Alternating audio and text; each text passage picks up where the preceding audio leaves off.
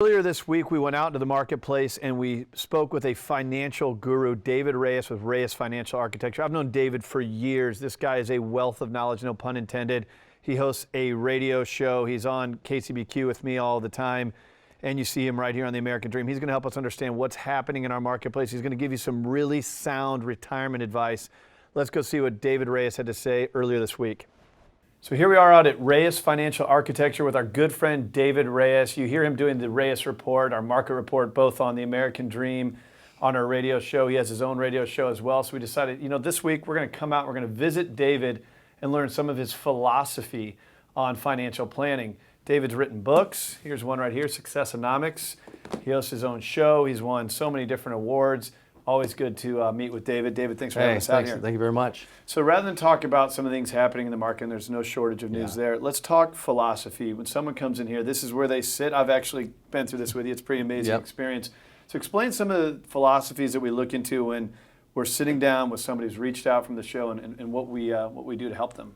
Well, a couple of things that are really important. We work with clients that we call in transition. So somebody who's retiring, somebody who's sold a business, somebody unfortunately divorced. Those are transitions. So we try to be in front of those transitions. And typically people are coming in or have saved a lot of money. And we kind of have three philosophies with that. And number one, you got to prepare. Have a plan. Prepare. I like prepare better because it's more of an action word as opposed to plan you can put off. I can do that later. So prepare, plan. And then number two, we want to protect because typically we have assets that we're not really contributing as much or it's a one-time big event. And so we want to make sure we protect those assets secondarily. And if those two things happen, it's pretty easy to prosper. So it's kind of the 3 Ps, real simple, but over the years, that's kind of what I've come up with. So everything we do centers around that philosophy. One of the things you've referenced in past shows is how a strong defense can be a great offense. You've even referenced the 1985 Bears who won the Super Bowl with an amazing defense. Explain how that works and what you mean by that. Yeah, so there's an old saying that winning by not losing. So where you want to protect what you have first, and through that process, and there's a statistic that I use all the time. If you only got 30% of the upside of the S&P 500, Craig, and you got none of the downside, you beat the stock market. So the question becomes, what's more important?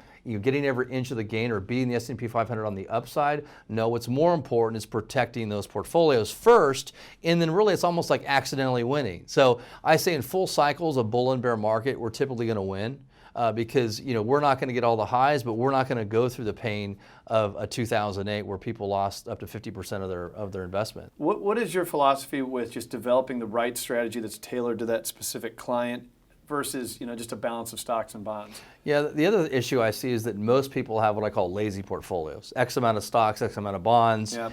And there's we don't have time to get into that today, but there's lots of problems with that.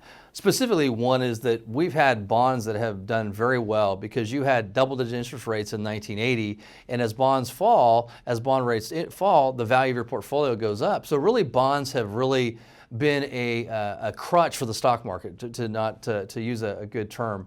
But looking at potential portfolios, really what we care about is how do we protect again what we have, and really how do we create income streams from that?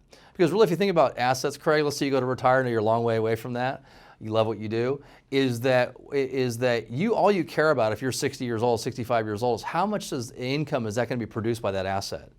So really, we're looking at how do we protect, back to the protect and prosper, and how do we produce the max amount of income that we won't outlive? So really the portfolio is really, I call begin with the end in mind. The end is retirement. The keep the end in mind is what do we want to produce from that asset? So I don't care if it's stocks, bonds, mutual funds, gold. What I care about is what's it going to do to give me the most amount of income to sustain quality of life for the rest of my life. So David, I know that you're proud to be a fiduciary. Many in the audience don't even know what that means. Can you explain that for us? Yeah, well, a fiduciary is very misunderstood. As I said many times, that a fiduciary is somebody who actually has to put your best interest ahead of their own in the firm, which unfortunately most people don't understand the difference, where a broker, an insurance agent, they don't have a fiduciary standard. They have to protect the interest of the firm because they work for the firm. So we only work for our clients, unlike, again, our brokerage in insurance companies. And that's where I'm challenged as a consumer advocate. Advice can't be tailored on what pays that advisor the most money. It really needs to be what's best for you based upon your short and long-term goals, your personal, professional, your family. It all comes into play when you're talking to fiduciary. David Reyes is one of the best in the business. He's been a great friend of the show, hosts his own radio show, comes on our program. It's great visiting you out here, David, and thank you for taking us on a little tour on the philosophy of financial planning. Thank you.